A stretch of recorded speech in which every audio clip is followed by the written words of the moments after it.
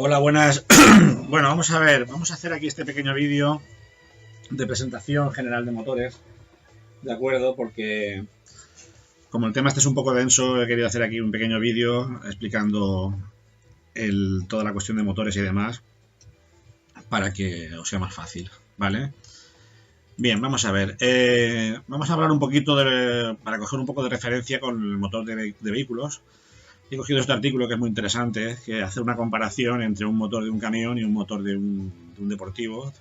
Los dos tienen una potencia similar. Vamos a poner el artículo. Esto nos va a servir un poquito de introducción. El artículo aquí nos dice: ¿en qué difiere el propulsor de una Scania 620 caballos frente a un motor de un Ferrari de 670 caballos? ¿Vale? Incluso el Ferrari tiene un poquito más de potencia que el camión, ¿no? Bien, dice, entonces aquí lo que nos dice, este artículo recomiendo que lo veáis, es lo que sucede, por ejemplo, en una puerta que se aplica una fuerza sobre un punto. Nos está explicando el concepto de par, ¿no? Que se mide en newton, en metros, par o torque, ¿no? Que es lo que también le dicen, como este artículo es argentino. Vale, entonces, especialmente en los vehículos de carga lo fundamental es el torque o el par motor. Más allá de los fabricantes se empeñan en proporcionar la potencia de sus vehículos por motivos culturales o comerciales. Por el contrario, los autos deportivos necesitan mucha potencia, pero un torque apenas suficiente para trasladarse a sí mismos. Lo que interesa en este caso es la velocidad. ¿Cuál es la diferencia? Pues el torque, el par, ¿vale? O sea, una cosa es la potencia y otra cosa es el torque, ¿no?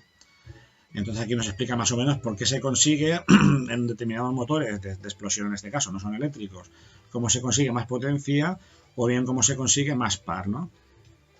El propulsor de un vehículo de carga, un camión, tiene un volteo de cigüeñal con una medida amplia. Esto le permite ejercer más fuerza con una palanca larga. Como contrapartida, cada giro demora más, ya que la distancia a recorrer es mayor. O sea, aquí hablan del recorrido del cigüeñal, ¿no? O sea, de lo que es el recorrido del pistón.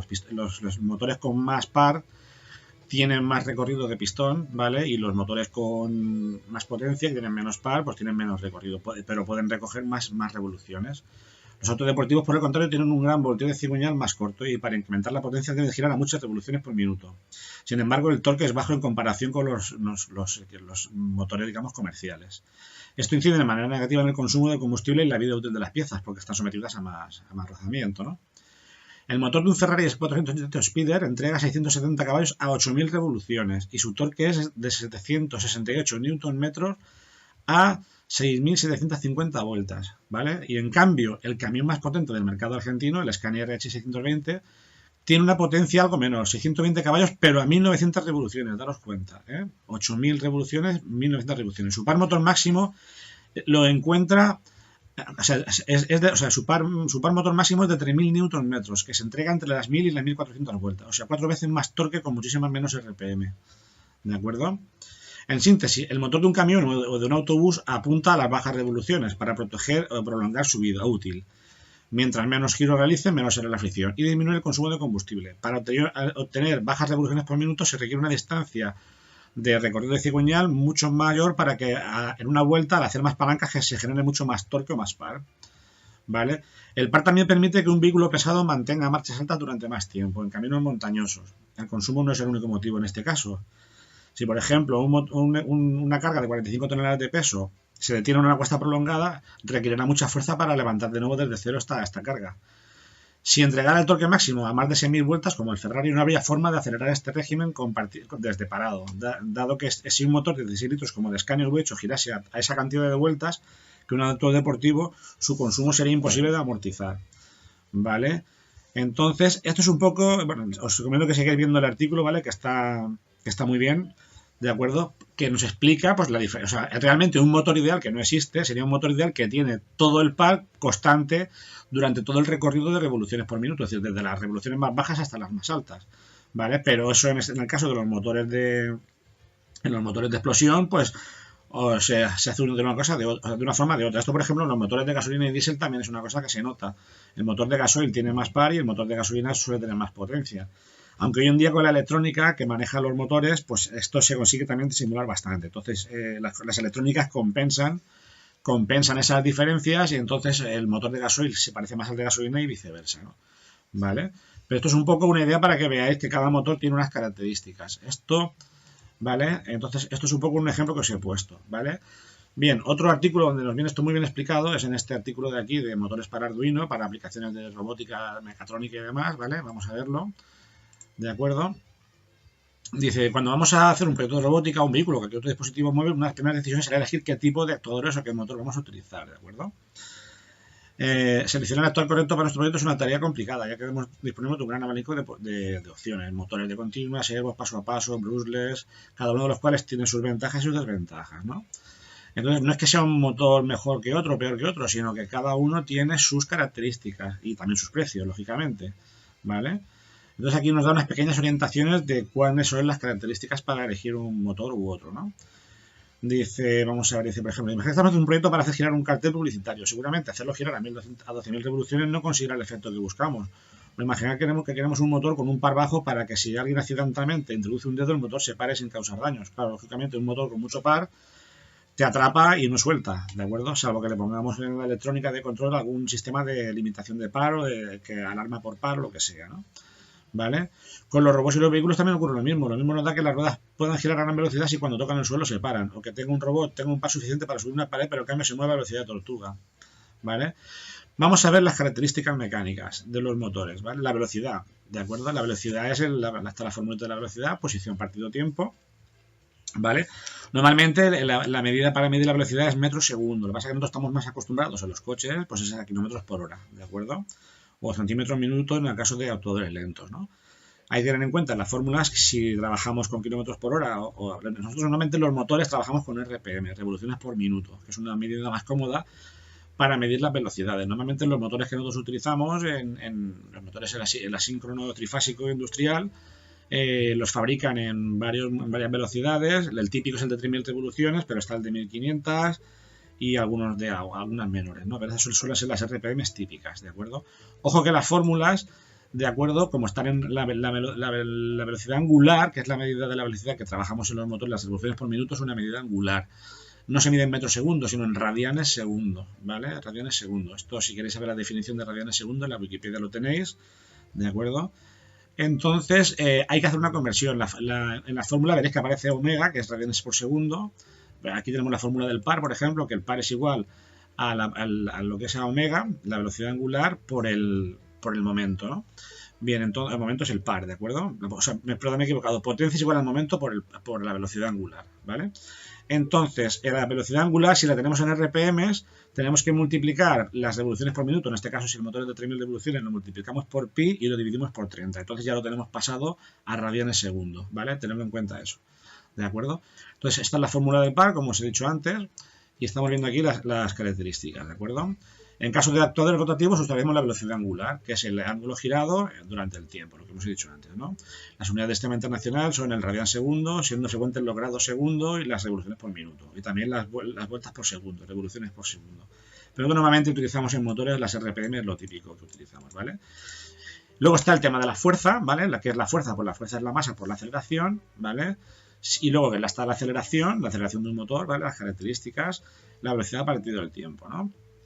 Las unidades de fuerza para el sistema internacional son los newton, siendo habitual en el ámbito técnico referirse a kilogramos fuerza, que es la fuerza ejercida sobre un kilo de masa por el campo gravitatorio.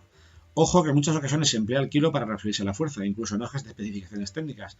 Es técnicamente incorrecto, porque un kilo es una unidad de masa. Es tan frecuente que nos aconsejamos no perder la paciencia cuando lo veáis. Nos advierte aquí este articulista, ¿no? En cualquier caso, cuesta poco ser técnicamente correcto utilizando kilogramos fuerza, ¿vale? O sea, no es lo mismo un kilo, que es un peso, que la fuerza que ejerce un motor, por ejemplo, un motor lineal, imaginemos, una fuerza, que es el kilogramo fuerza, ¿de acuerdo? Ojo con esto. Sin embargo, en el mundo real existen fuerzas de rozamiento, por lo que en efectos prácticos no podemos mover cualquier masa por encima de la fuerza disponible, simplemente la carga no se moverá en absoluto, o incluso podemos dañar el actuador. Es decir, lógicamente nuestro actuador tendrá que tener una fuerza superior a lo que tiene que mover, si no, no podrá, se calará, se bloqueará, ¿de acuerdo? Y cuando son actuadores rotativos, el equivalente a la fuerza es el par, o también llamado torque, ¿vale? ¿Qué es el par? Es el momento por la aceleración angular, ¿de acuerdo? El par se mide en newtons metro, ¿vale? En un sistema internacional también se habla de kilogramos fuerza centímetro, en un kilogramo fuerza centímetro, etcétera, etcétera, ¿vale? Pero el par es el newton metro, es con lo que se mide, ¿de acuerdo?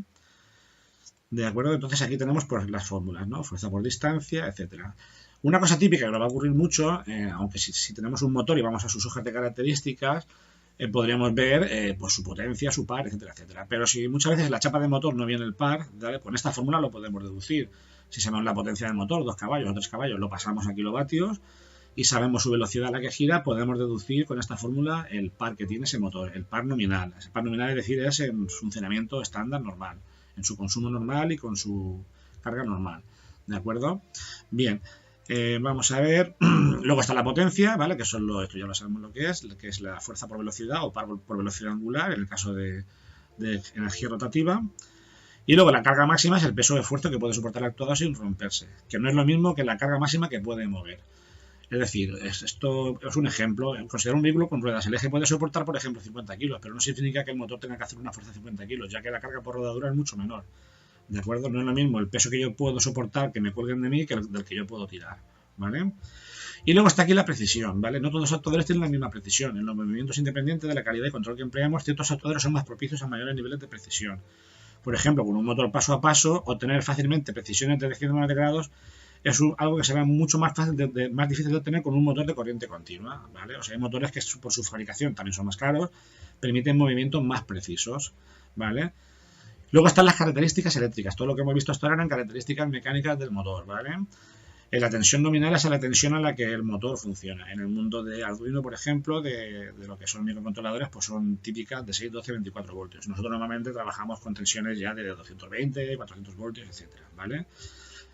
Bien, corriente nominal es la intensidad de corriente que debemos suministrar al motor para un funcionamiento correcto, medido en amperios, ¿vale?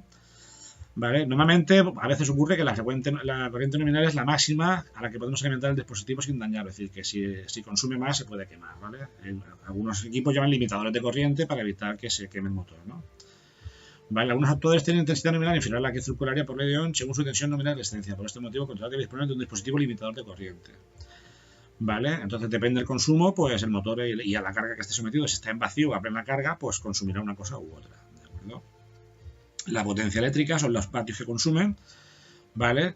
Pero no hay que confundir, ojo, con la potencia mecánica. Es decir, un motor ideal, si yo le meto, por ejemplo, 1 kilovatio de potencia, me tendría que dar un caballo, o sea, 1 kilovatio de potencia mecánica.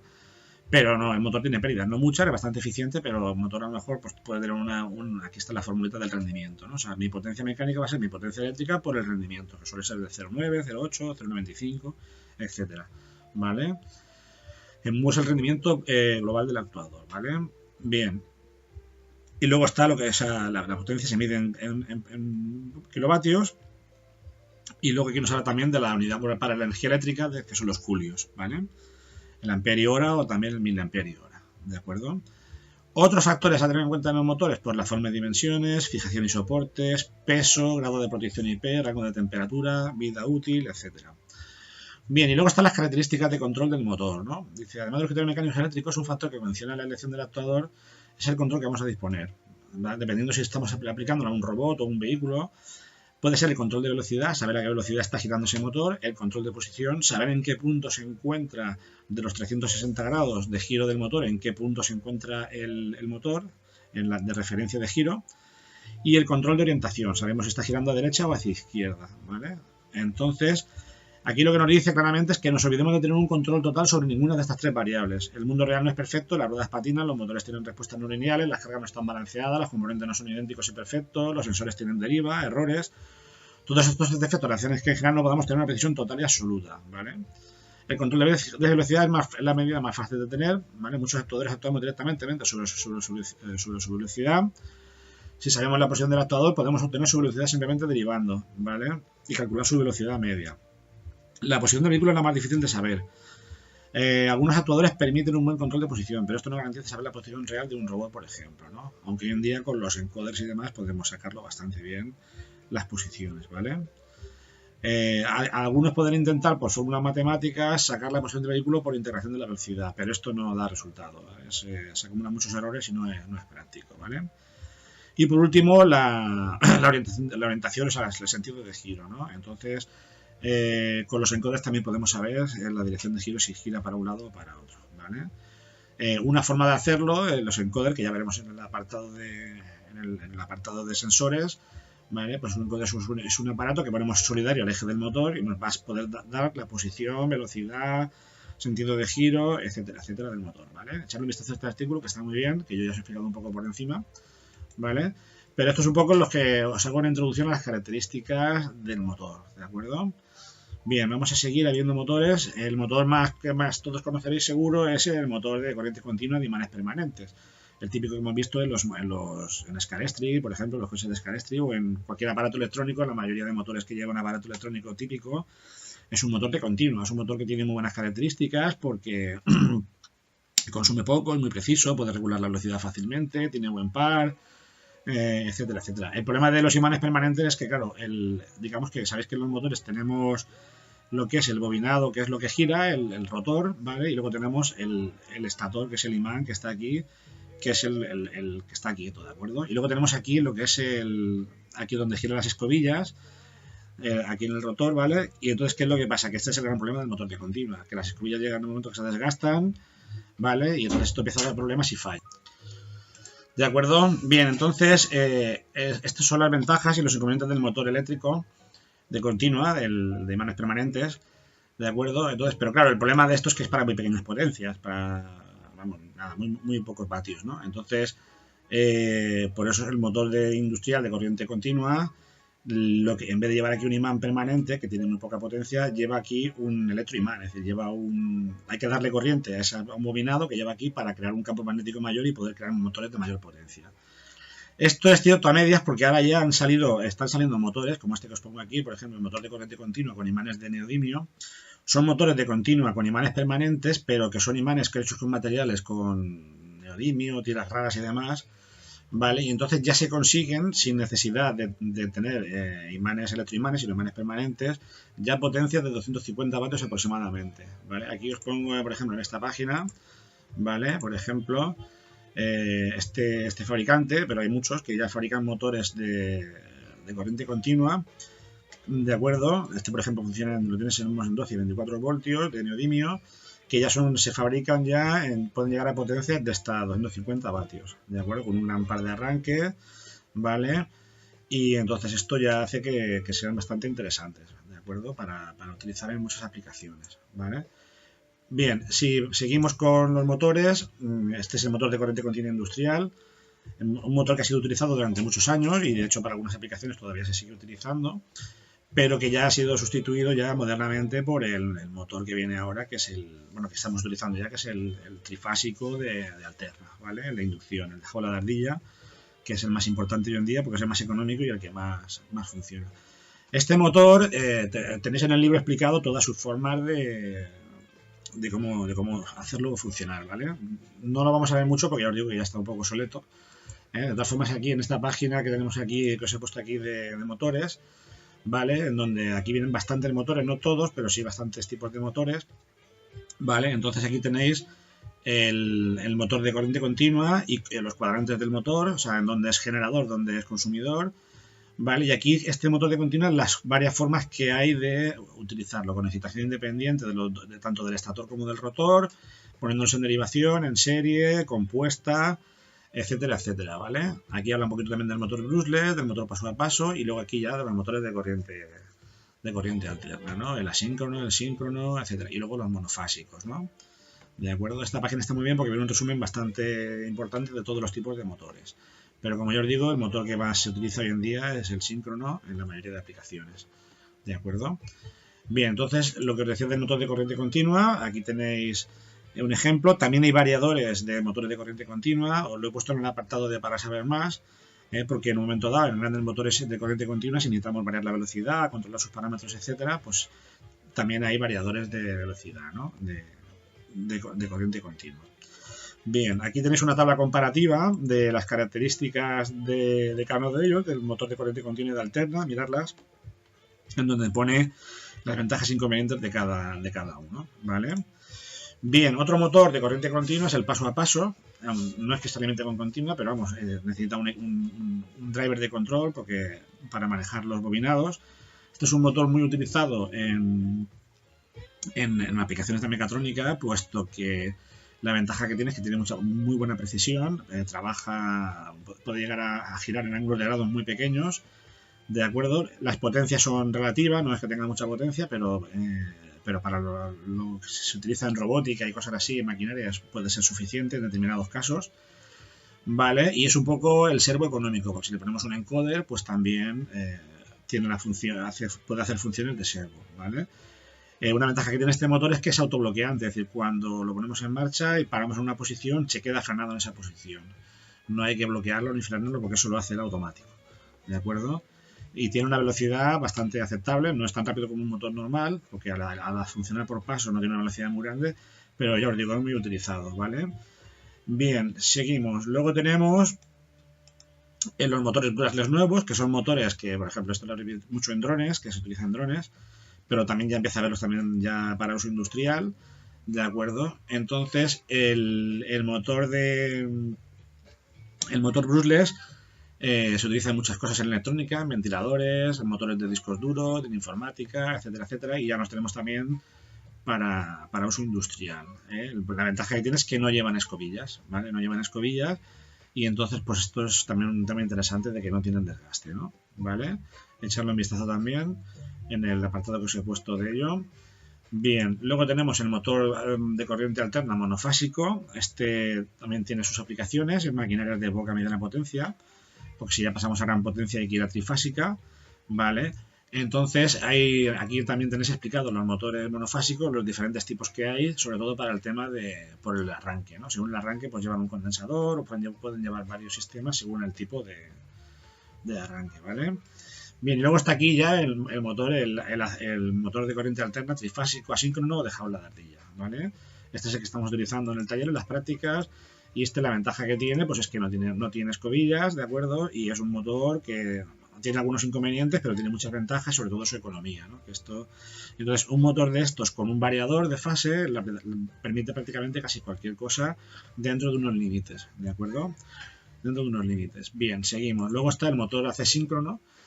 Vale, esto es un motor más raro, pero también se utiliza porque mantiene muy constante la velocidad, tiene un buen par, no genera casi reactiva y tiene un alto rendimiento, ¿vale? Incluso los variadores de velocidad modernos, algunos ya soportan estos motores también, los de alterna, ¿vale? El problema es que necesita corriente continua para polarizar los bobinados. Su funcionamiento es muy parecido al alternador que llevamos en los coches, o también se puede utilizar como generador, ¿vale? Podéis mirar en internet que hay un montón de artículos sobre temas de generadores con este tipo de motores, alternadores, etcétera, etcétera, para generar corriente tanto en grupos electrógenos como en fin, todo tipo de aparatos que sean generadores, ¿de acuerdo? Bien, luego tenemos un motor que también se está poniendo muy de moda, que es el motor síncrono de imanes permanentes, ¿vale? El motor síncrono de corriente alterna o continua, ¿vale? Es el brushless Permanent Magnet Brushless, ¿de acuerdo? Este motor quiere competir con los servos y con el motor de inducción con variador, ¿de acuerdo? Aquí os he puesto aquí un par de artículos interesantes. Por ejemplo, aquí tenemos este fabricante que un poco dice: este motor quiere competir con los servos y con los inversores de corriente, o sea, con el motor de alterna trifásico, ¿vale? Y entonces aquí viene muy bien, nos hace 3 aplicaciones típicas donde se utilizan esos otros 2 motores, y aquí este fabricante nos dice que puede sustituir perfectamente con mejor calidad, mejor precio y todo, ¿no? Aquí tiene todo, nos pone aquí en este artículo, todo en inglés eso sí, las curvas, comparación entre las 3 clases de motores, de torque, de velocidad, según las revoluciones por minuto, lo compara con los servos, las conexiones, los precios, los tamaños, las características, etcétera, etcétera, ¿vale? Nos explica un poquito cómo funciona. La verdad es que está muy bien el artículo. Echarle un vistazo, ¿vale? Que las 2 formas de alimentarlo lo debemos utilizar tanto en AC como en DC, y ya lo han previsto todo, ¿no? ¿De acuerdo? Echarle un vistazo que está muy bien. Bien, y luego, pues otro tipo de motores, ¿vale? Lo que llamo yo motores de corriente alterna raros, no es que sean raros, pasa que ya son un poco antiguos, antes se utilizaban más, cuando no existía la electrónica, ¿vale? Que es el tema de el motor de 2 velocidades, por ejemplo, me he utilizado en ascensores para coger 2 velocidades, el Dalander, el de anillos rozantes, etcétera, etcétera. Son motores que se han utilizado históricamente cuando en el tema de la regulación de velocidad, los arranques, etcétera, eran cuestiones problemáticas que con la electrónica no existían, no se podían hacer. Entonces se utilizaban estos motores. Los podéis encontrar todavía por ahí. En el libro vienen explicados también cómo utilizarlos, etcétera. Pero ya os digo que esto ya es un poco ya raro o antiguo, ¿de acuerdo? Entonces ya un poco lo voy dejando como un tema casi para conocerlo como histórico, ¿vale? Bien. Luego ya vamos con los servos. Entonces aquí hay un motor de servo muy fácil de estudiar, que es el motor que se utiliza en modelismo para todo el tema de coches de radiocontrol, todo el tema de aviones, etcétera, etcétera. Es un motor, ¿no?, que no tiene mucha precisión, pero es muy económico. Lleva dentro un motor de corriente continua, lleva un potenciómetro que registra la posición, es un encoder, digamos, barato, y luego lleva aquí un circuito electrónico que funciona por PWM, que PWM es un sistema electrónico de control en donde yo mando una onda cuadrada, y esa onda cuadrada, dependiendo de lo ancha que sea, lo que es el ciclo de trabajo, si es más pequeño o es más grande, lo que hago es que le estoy dando la orden al motor de que, por ejemplo, gira a más velocidad o menos velocidad, o se posicione en un punto o en otro. ¿De acuerdo? El radiocontrol normalmente lo que hace es que con el mando manda esta señal, regulamos con los mandos que tenemos. Imaginaos un coche de radiocontrol, que es lo que quiero controlar: velocidad y dirección, ¿no? Entonces el coche de radiocontrol lleva dos motores, lleva un servomotor de modelismo para la dirección y otro para el motor que lleva el coche, para darle más gasolina o menos gasolina, si es un motor de combustión de estos pequeñines que hay, ¿vale? Entonces, ¿qué es lo que hace? Este primero de dirección controla la posición. Controla la posición para que la dirección, por ejemplo, gire entre pues, menos 60 y más 60 grados, por ejemplo, el ángulo de giro que pueda tener la dirección. Entonces aquí yo le digo de 0 a 60, le mando una señal y entonces el servo lo que hace es que se verifica que se posicione con un PID que lleva aquí dentro, un PID de posición, para posicionarlo, ¿de acuerdo? Y el otro lo que hace es que me regula la apertura o cierre del carburador que lleva el motor. Lo que pasa es que para determinadas aplicaciones en mecatrónica se utilizan los motores de servomodelismo para algunas aplicaciones en donde no se requiere mucha precisión por su economía, ¿vale? Pero ya si hablamos de posicionamiento de gran precisión, ya tenemos que irnos a los servomotores, ¿vale? El más utilizado hoy en día que se está imponiendo es ese servomotor síncrono brushless, que se pueden alimentar tanto en alterna como en continua. Entonces aquí veis las dos clavijas que suele llevar. Lleva una clavija que es la del control de motor y otra clavija que es la del encoder, ¿vale? El servomotor es un conjunto en donde está el motor y el encoder que detecta la posición, velocidad, etcétera, etcétera, ¿de acuerdo? Entonces es un tema que, aunque no entra en este tema ni en este curso, ¿vale? Pero para que tengáis una idea, aquí os he colocado una serie de vídeos de motion control, en este caso, por ejemplo, de fabricantes como, por ejemplo, en este caso Schneider, ¿vale? Schneider, aquí os he puesto otros, por ejemplo, de Yaskawa, ¿de acuerdo? Y luego aquí también tenéis de Onron, ¿vale? Su serie de productos de servomotores lineales, rotativos, accionamientos, etcétera, etcétera. Echadle un vistazo, que son vídeos que están muy chulos porque demuestran un poquito a lo que se puede llegar con la mecatrónica con estos dispositivos ya súper avanzados, ¿vale? Y luego ya otra cosa que también está ya muy de moda hoy en día, que es el motor lineal, ¿no? Que es el motor ya, que en este caso no hace falta una conversión mecánica de rotativo a lineal, sino que ya el motor ya directamente, entonces esto ya está empezando a ser un motor ya con un precio asequible y con una precisión muy buena, que ya puede empezar a sustituir a los sistemas neumáticos de motores lineales neumáticos, ¿vale? Echarle un vistazo que está bien. Y finalmente, si hablamos de accesorios de motores, os he puesto también en la plataforma, lo tenéis para saber más. Tenéis información de cajas reductoras, ¿vale? Las cajas reductoras son que hay para motores como accesorio, que lo que hacen es que disminuyen la velocidad, aumentan el par.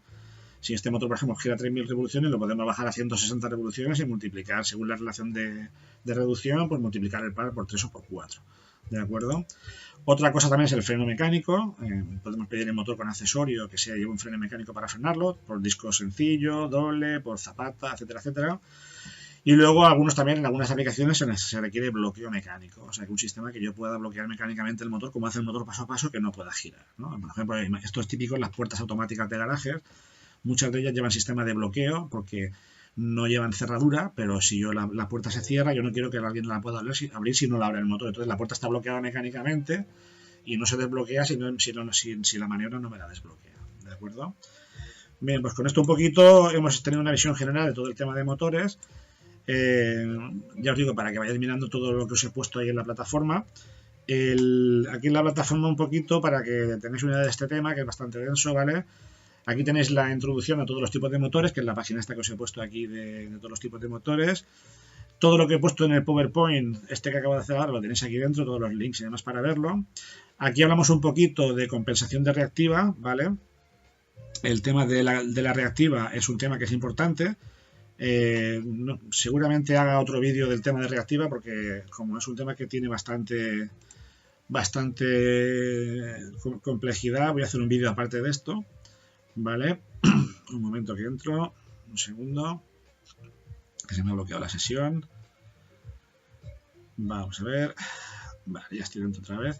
Bien, aquí os hablaré un poquito de los circuitos de corriente alterna, por qué existe la reactiva, ¿de acuerdo? Cómo se hace una compensación básica, por ejemplo, con un condensador, simplemente condensar un motor, por ejemplo, compensarlo. Cálculos simples de cómo hacer cálculo de compensación. Veremos, por ejemplo, condensadores y contactores para compensación, aquí en catálogos de ejemplos de fabricantes, compensación avanzada, ya con equipos de compensación dinámica, es decir, que nos miden la reactiva que hay en cada momento y van conectando condensadores o desconectando en función del consumo de reactiva que tengamos en ese momento, ¿vale? Y luego lo que son cálculos de compensación, ¿no? El catálogo de Schneider, que aquí viene esto ya muy avanzado, esto no hace falta que simplemente lo pongo aquí como información, ¿vale? De hecho tendría que haberlo puesto como para saber más. Aquí ya vienen cálculos avanzados de cómo hacer un proyecto fuerte de compensación en un montaje grande, ¿de acuerdo? Bien, vamos para atrás, vamos a ver qué más os he puesto aquí. Vale, os he puesto aquí un ejemplo de un equipo de batería de condensadores dinámicos de la marca Circuitor. Aquí un poquito el tema de transformadores. Lo de transformadores viene en el temario. Esto era importante antes, pues por lo mismo que os he dicho antes. Antes, cuando no existían los variadores de velocidad, para controlar la velocidad de un motor de alterna, hacían falta autotransformadores y transformadores, ¿de acuerdo? Entonces, pero esto ya hoy en día ha pasado un poquito a segundo plano. Aún así, bueno, los transformadores son muy importantes si vais a trabajar a Iberdrola, por ejemplo, a una empresa de suministro de electricidad, porque toda la red de Iberdrola está hecha con centros de transformación.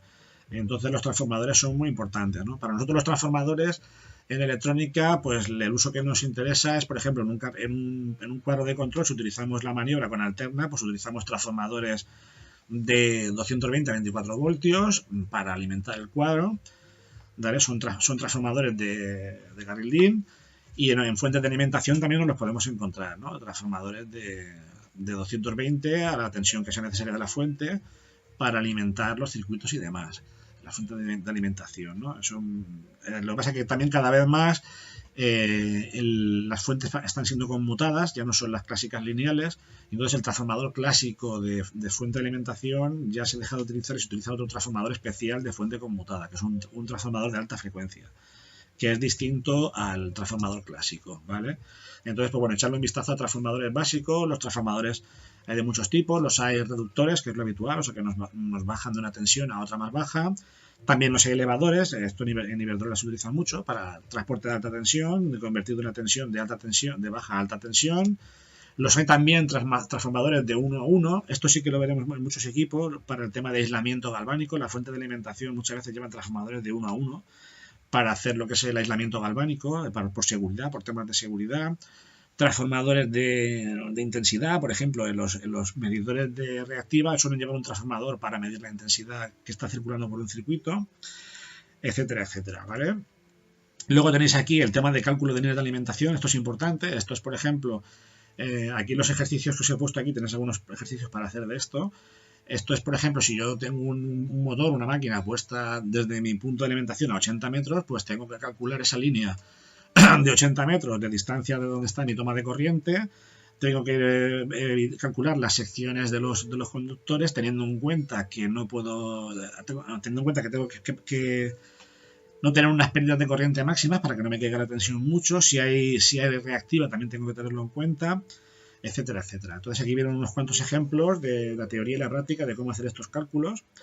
Vale, y luego aquí os pongo una cosa que suele ser también recurrente, que es a veces necesario utilizar motores trifásicos en instalaciones con alimentación monofásica. Esto hay un truquillo, con condensadores se puede hacer esto, siempre limitado a unas potencias y unos rendimientos, pero puede ser útil. De hecho, yo he visto muchas puertas automáticas de garajes que trabajan en monofásica, que son motores trifásicos, pero que se les pone un condensador y entonces trabajan como monofásicos, ¿vale? Pero ya en determinadas cosas, si tú ya necesitas utilizar motores trifásicos de mayor potencia y no tienes instalación trifásica, entonces hay variadores especiales que convierten de monofásica a trifásica, ¿de acuerdo? Esto aquí os lo explico un poquito. Y luego aquí os pongo un poquito el software simulador Cooks, que es un software muy interesante, unas pequeñas instrucciones de cómo manejarlo, ¿vale? En donde para este tema de aquí, que vamos a ver después, del tema de la reactiva, porque los cálculos con reactiva, en circuitos de corriente alterna, aquí vamos a hacer unos cálculos sencillos, pero si se empiezan a hacer cálculos ya complejos, ya lleva mucha matemática, ¿vale? Entonces, esto antes, cuando no existía el software de simulador, pues había que aprenderse la matemática y hacer problemas y ejercicios con números complejos y tal, que no todo el mundo pues lo ve fácil. Entonces, la suerte que tenemos hoy en día es que tenemos un software que esto nos lo hace todo automático, todos esos cálculos, sin complicación ninguna. Entonces, aquí os he propuesto un ejercicio en donde ponemos un motor que es un bobinado, y vamos a ver la reactiva que nos genera y cómo luego poniendo el condensador en paralelo eliminamos esa reactiva y se ve de forma muy fácil con este software, ¿vale? Entonces echarle un vistazo a esto. Este es este vídeo que estoy viendo ahora, ¿vale? Y nada, y aquí están los problemas para hacer, y luego aquí para saber más, pues os he puesto ejemplos de equipos de baterías de condensadores, ¿vale? Software de CAD que hay por el mercado para cálculos de instalaciones eléctricas, porque ya cuando ya, aunque esto es más de ingeniería, pero bueno, quiero que lo tengáis aquí para que sepáis que existe, que para dimensionar instalaciones, aparte del CAD que tenemos para dibujar los circuitos, lo que es hacer todos los diseños, los planos y demás, también hay software, incluso muchos de ellos llevan las dos cosas, que es para el ingeniero o para el técnico que tiene que hacer pequeños cálculos, le ayuda, o sea, a partir de los circuitos, meter todos los parámetros y nos dimensiona, nos calcula todo lo necesario para que todo esté en normativa y no funcione y no se queme. ¿De acuerdo? Y luego aquí os he puesto como curiosidad pues los motores, que es un artículo muy interesante en donde se analizan los tipos de motores eléctricos que se van a utilizar o que se están utilizando ya en el coche eléctrico, que como sabéis es un tema que ya cada vez viene a más. Y entonces, ¿qué es lo que ha hecho la industria automovilística? Pues ni más ni menos que ha sido que coger los diferentes motores, las tecnologías de motores eléctricos que se utilizan en la industria de motores y adaptarlos, elegir, cada marca ha elegido un sistema, ¿vale? Dependiendo del fabricante, Tesla, que es el más conocido de motores eléctricos, de coches, pero otros fabricantes, Nissan, Renault, Toyota, etcétera, ¿vale? Pues han elegido sus tipos de motores y los están dimensionando y son los que están montando para utilizar en el coche eléctrico, ¿no? Aparte de lo que es el tema de batería, los controladores, etcétera, etcétera. Lo he puesto aquí porque mucha gente me lo pregunta, al hablar de motores eléctricos, pues claro, si surge el tema de, oye, en el coche eléctrico, ¿qué motores están utilizando? Bueno, pues aquí lo tenéis explicado como cosa interesante, ¿vale?